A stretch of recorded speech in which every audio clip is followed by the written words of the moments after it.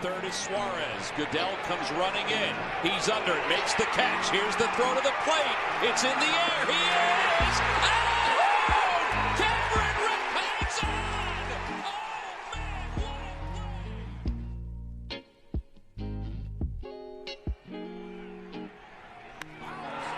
Deep to right field. Way up there, and way second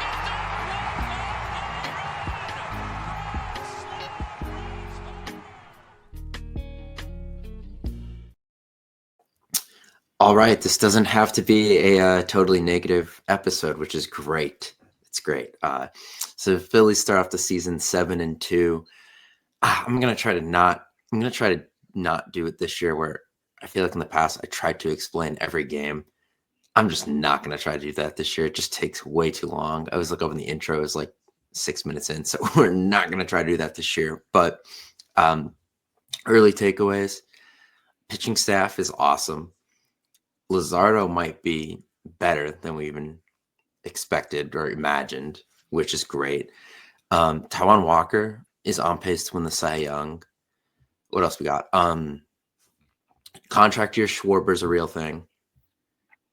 Castellanos and Turner actually, I think, listened to stuff that was said in the offseason.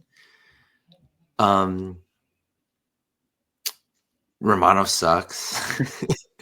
I mean, he's really bad. I will say, he's had 3 blow-up games, and they are 3-0 in those games.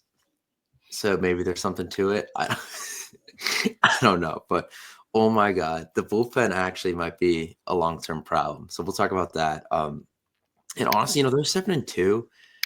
And outside of Schwarber and bits and pieces of Castellanos, I'm not really thoroughly impressed with anyone in the lineup right now. And I don't know if that's a good thing or a bad thing, but they're not really, no one's dominating. And I mean, they're 7-2 with a road win over the Nats, a sweep of the crappy Rockies, and they just took 2 out of 3 from the Dodgers, who had not lost a game heading into this series. So I don't know, you make of it, pitching staff is up there with 2011 so far. Obviously, a long way to go, but you're missing your top pitching prospect and the guy who was, arguably your second best pitcher last year for the majority of the year.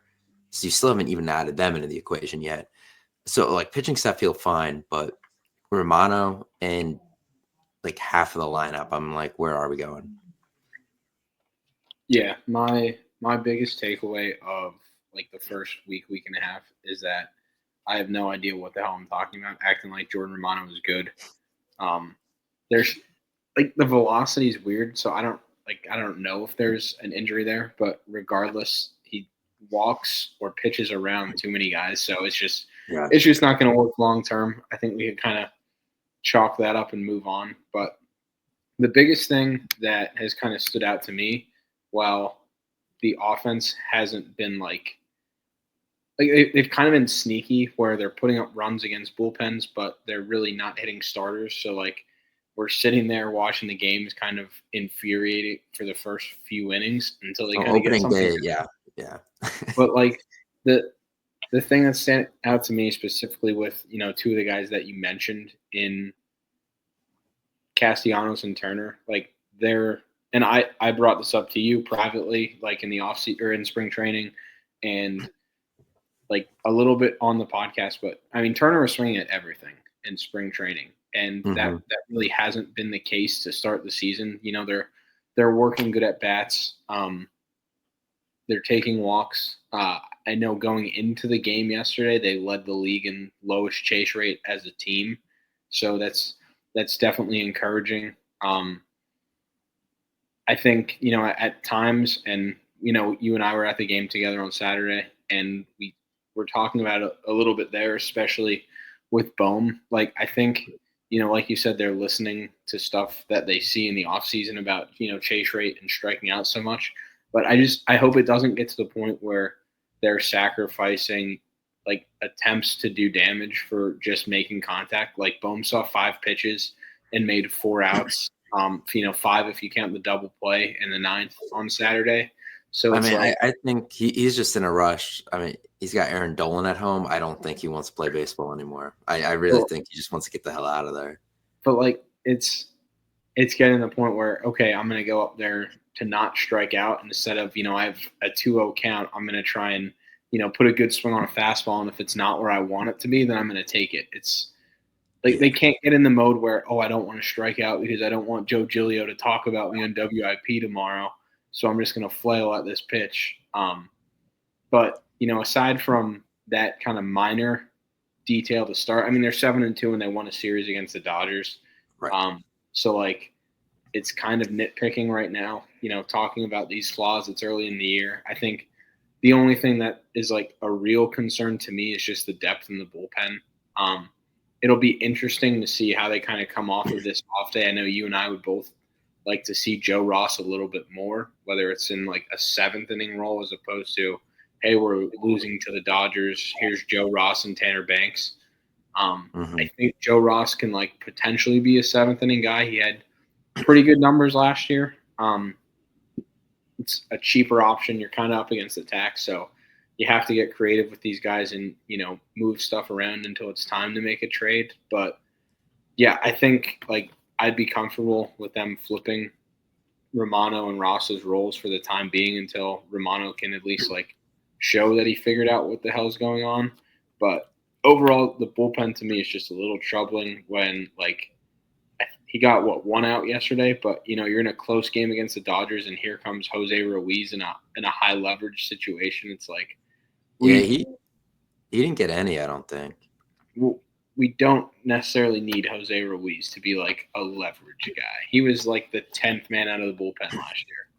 Yeah, and Friday we kind of got bailed out because Ruiz was put in a leverage situation against Mookie Betts for some. Ohtani must have had over half a steal for himself because I don't know why the hell he was trying to run there. But like they bailed out Ruiz from having to be in one of those situations because they just ran into the out on the bases after the first pitch.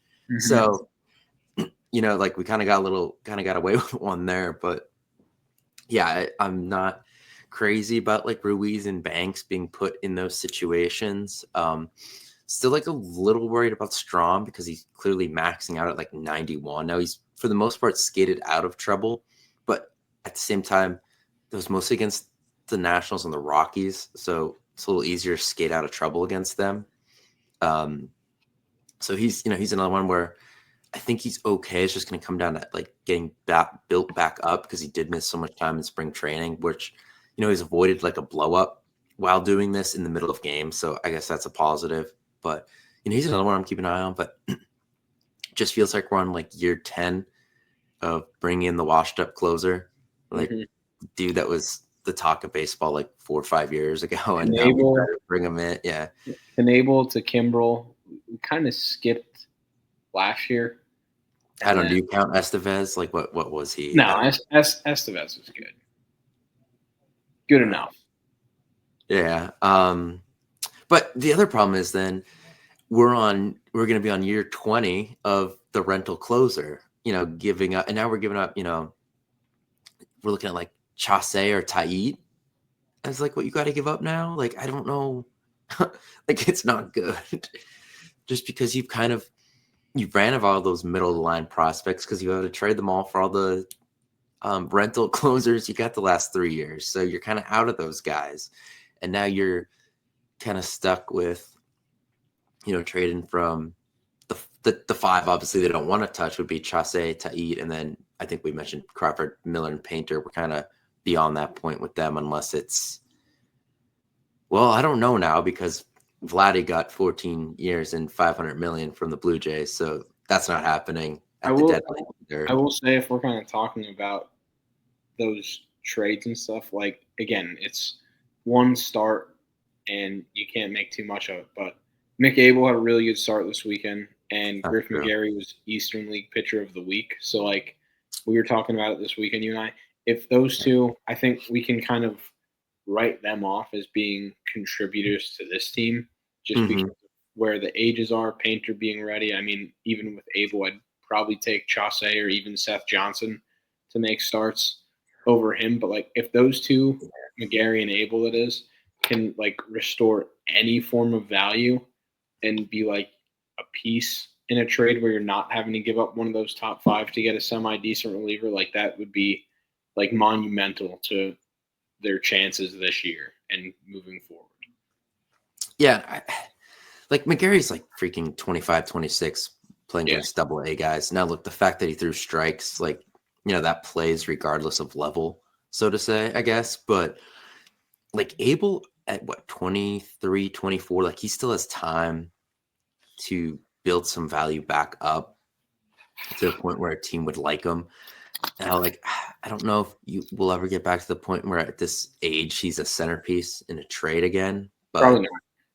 Yeah, because I mean, like, if you want to go by my favorite trade simulator, like a couple years ago, he was like a 20 value guy, which is like that would get you the majority of these closers that we're talking about as the that's center. The headliner for sure. Yes. His value, I think last year was like maybe 1, if not negative. So like it's gone. How much he could build back up in 3 months, I don't know. But the bullpen thing's so interesting, and they're kind of talking about this on WIP today too. It's like, yeah, the regular season bullpen is gonna suck, but there's a pretty good chance. Well, not a good chance, but as long as everyone stays healthy, like for certain, 2 of I guess like Suarez and Painter are going in the playoff pen. You know what I mean? Like I guess it would be those 2 as of today. There's a chance like Luzardo throws the hardest. Like, would his stuff play the best in the bullpen? Maybe. But do you want to take him out of the rotation after what he just did to the freaking Dodgers? No. So like, yeah, it's probably gonna be Suarez and Painter. So it's like, yeah, like the bullpen or the October bullpen looks sick already, but you gotta get there. So I just like it's an interesting situation, like, because are they gonna think about that too? And it's like, no, it's not worth us wasting prospects to, when we know 98-mile-per-hour Painter and the dude who pretty much carried our bullpen to Game 6 of the World Series a couple years ago are joining the bullpen.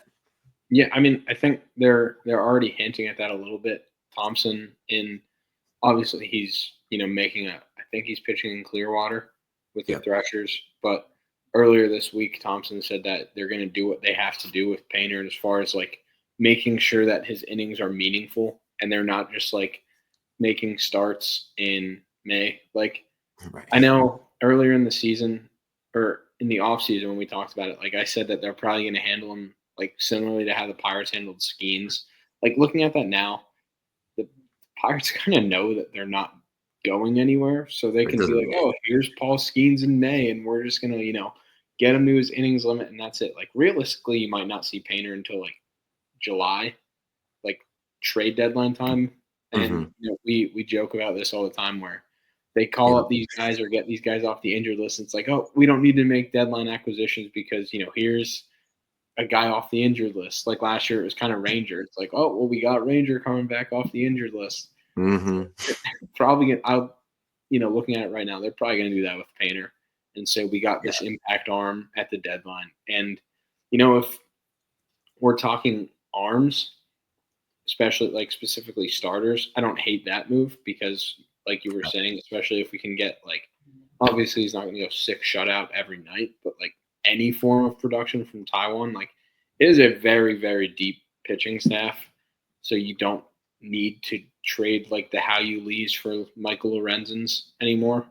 But I still think one bullpen arm at least would be nice just because like Alvarado's already back to being your kind of de facto closer. And while he's looked really good to start the season for the most part, there was, the hiccup against Colorado that he escaped out of. And we saw what he was last year. So I'm not like fully there yet to be like, okay, Jose for the 9th, we're good. Yeah, his usage, you just have to be careful with. Him back-to-backs, especially a day game after a night game like that Rocky situation was, it's just, you're asking for it. And I think, that was less them wanting to do that and more they had to because they literally don't trust anyone else or have really Kirk was down that day.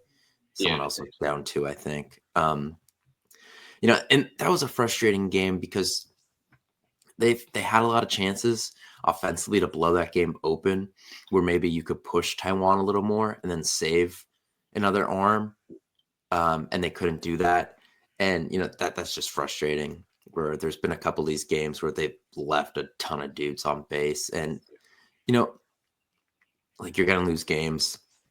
Both games they've lost to both Nola starts. One not good. One I'll give him credit. I thought it was fine on Saturday.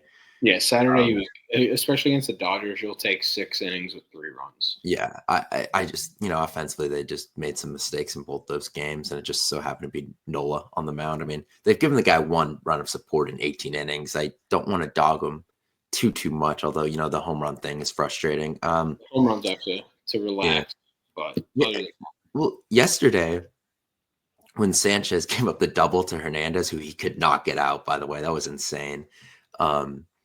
That was the first non-home run a starter gave up this year. So they got to game 9 without. I'm pretty sure I'm right about that, but because opening day was a solo home run. Yeah. Luzardo's first start was the 2-run homer. Then the Nola start was the 2 homers. And then Sanchez gave up the home run. That dude on the Rockies was annoying the shit out of me. Oh, home run. Yeah, home run. Wheeler, same guy, home run. Then Walker didn't give anything up. Then Luzardo didn't give anything up on Friday. And then it was the 2 home runs for Nola against the Dodgers. And then it was the 2 Teoscar home runs against Sanchez before the double. So, that's actually, I don't know if you take that as a good or a bad thing. They gave up a lot of home runs, but they didn't give up a lot of runs, which means the big thing is they're not walking guys. Yeah. And I think the defense has been a lot better. We were talking even Bums looked like crap at the plate, but Saturday I was impressed with a lot of the plays he made. There was nothing boneheaded there. I think Turner's looked better. He's never going to be great. Kepler's solid out there. I mean, Sosa played center. There's a lot going into it. And JT does not look better offensively, but he looks a lot better defensively this year. Definitely looks like the health thing.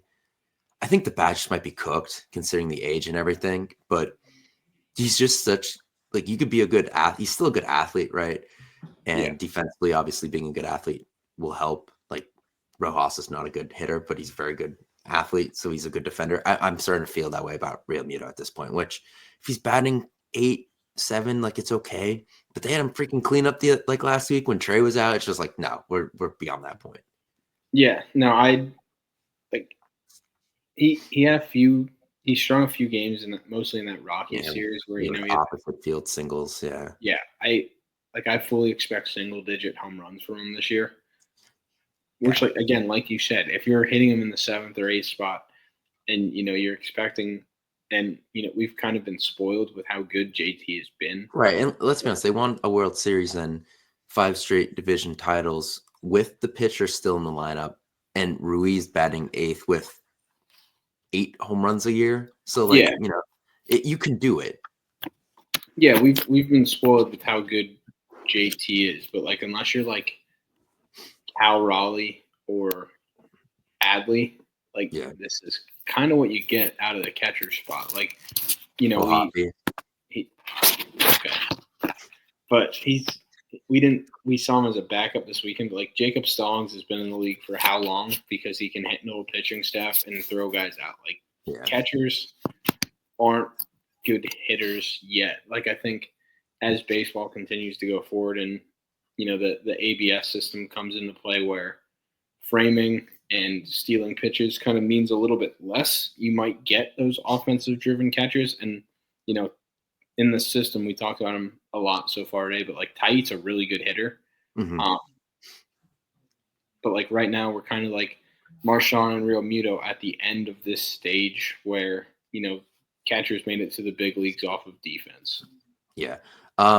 Really quick on Marshawn, 3 walks in his start on Sunday. That was awesome. Really, he helped set up that big inning where they scored 6 runs off glass now with the Castellanos grand slam. So that was really good to see. Never saw that from the backup catcher the last few years, but a couple things to hit on. One, the book they have on Ohtani is insane. going back to last year. Now, look, it helps that the Phillies have some of the best lefty pitching out there with Sanchez, Luzardo, and then last year Ranger, and then in the bullpen Strom and Alvarado. Like, there's not a lot of teams that have like the lefty ammo that the Phillies do. But I mean, he hasn't touched them in 2 years, and I don't think he did much against them when he was here with the Angels a couple of years ago. So like that's big to me, especially because you think eventually these two teams are going to run into each other in the playoffs, and I hope I'm not jinxing it, but they have a book on Ohtani that it seems like no one else in baseball has. So that's just huge. And I know Freeman didn't play this week, give them that, but like they have Ohtani somewhat figured out, which is great going forward. So that was like my big takeaway from the weekend. I think And then kind of the second thing was his lowest OPS. Yeah. I think it's under 700. Yeah, they have him.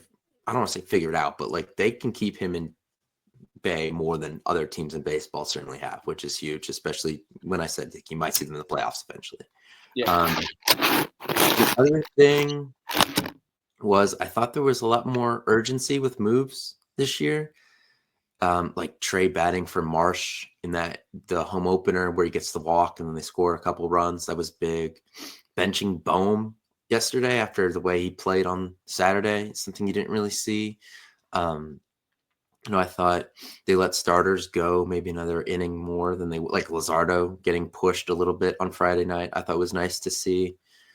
Even though it kind of blew up, going to Alvarado the next day right after he pitched the night before, showed they wanted to win that game. They wanted the sweep, which I thought was nice. Those are just some things that stood out to me.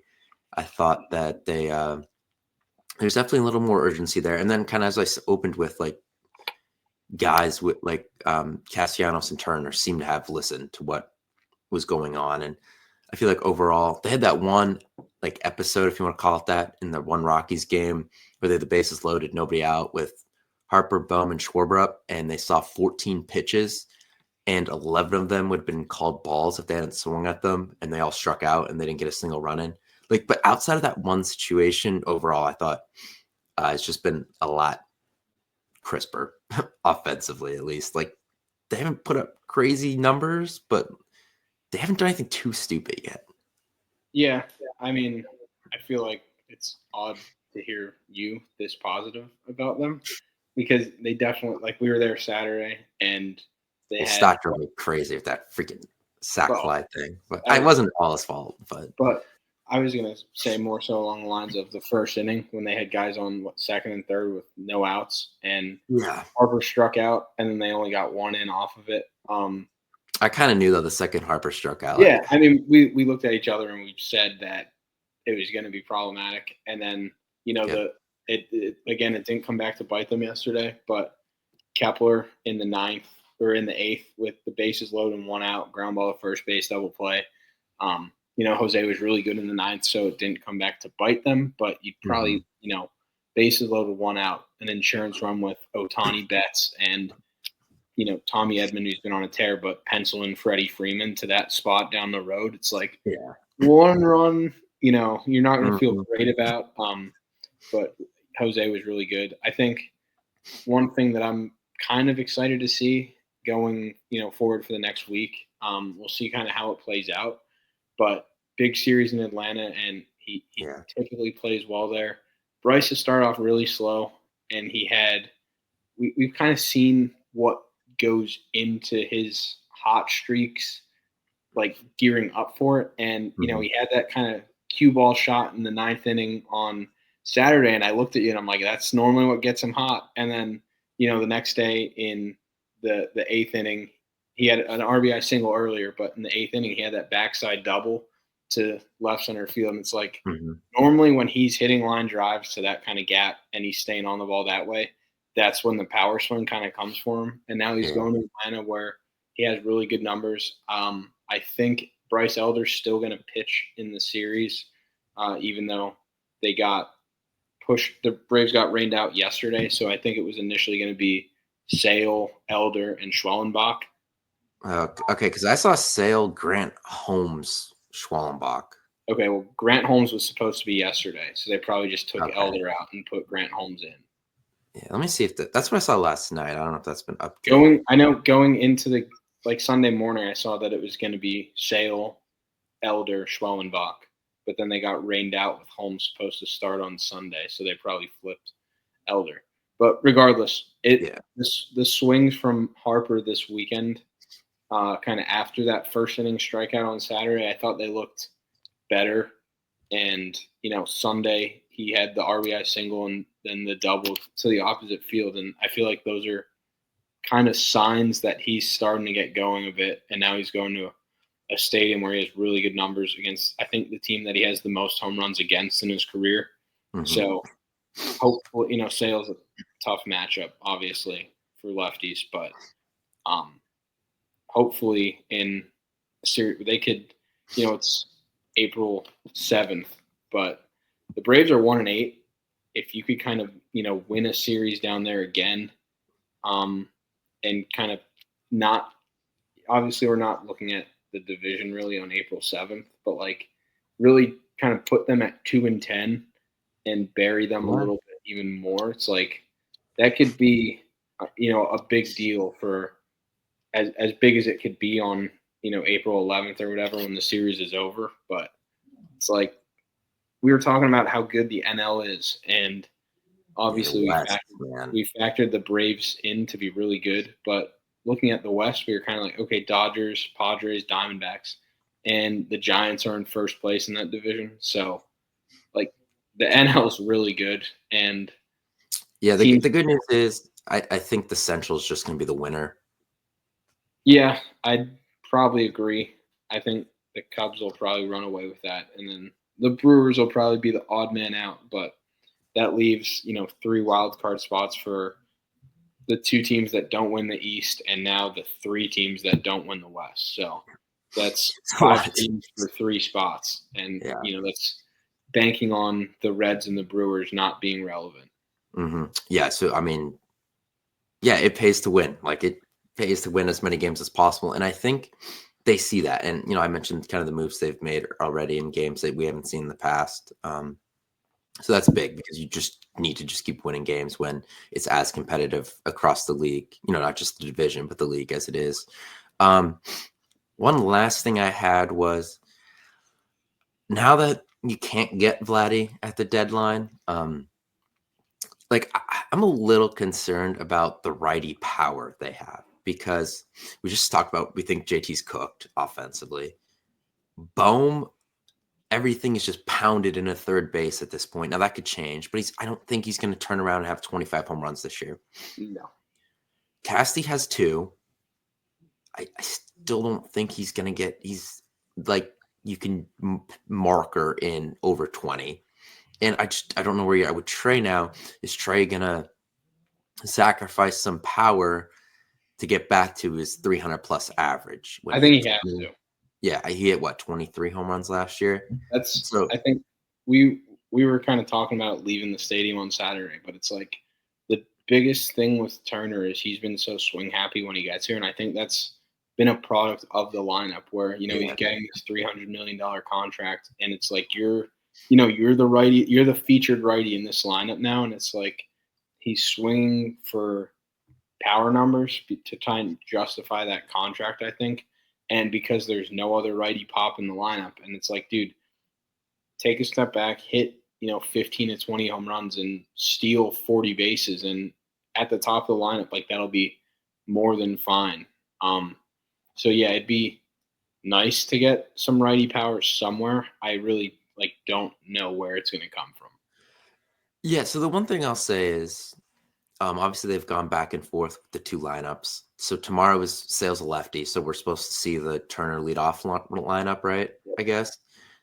The one thing is, if Turner and Bohm, just focus on gap power, Turner trying to hit over 300, Bohm trying to hit 280, hit a bunch of doubles. Having Schwarber 4th, those 40 home runs a year he's going to give you, the RBI total is going to go up if those 2 guys hit to where they're, what we're hoping they hit average wise, because, they would be on base more. And then when Schwarber hits these home runs, they're not solo leadoff home runs anymore. They're 2-3 run shots. So I think they can counteract the lack of righty power they have by just freaking getting on base for Harper and Schwarber, who are your, Schwarber at this rate, the way he looks, is probably gonna hit over 40. You think Bryce always gets to 30. So if those 70 home runs are just more meaningful and have more run production in them, then the fact you don't have a lot of righty pop is gonna, it counteracts it a little bit. Yeah, for sure. I think like another thing too is we saw the Diamondbacks be like the best offense in baseball the last few years by stats, and with like two guys that hit 30 home runs. Yeah, Gurriel hits a good amount.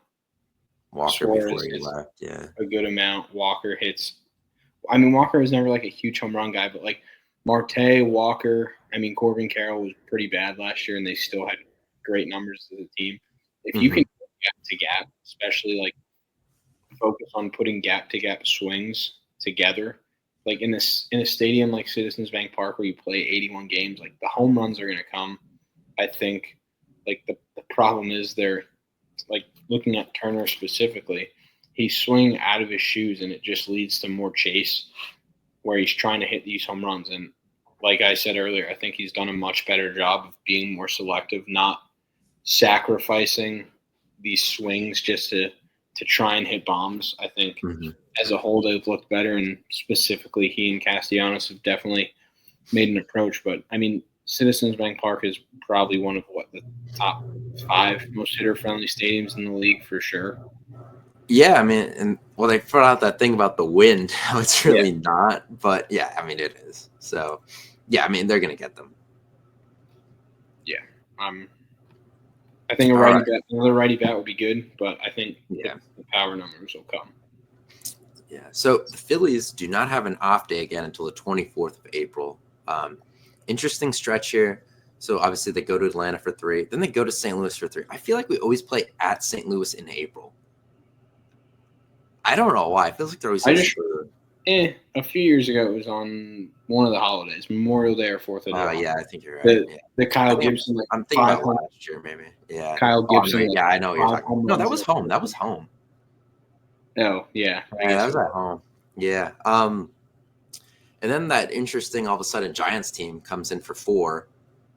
And then they get the Marlins, and then they go to the Mets. So mixture of teams there, some really good, some really bad. So I guess we'll see how that goes. But might be a while till you hear from us unless something crazy happens. But we'll see you then.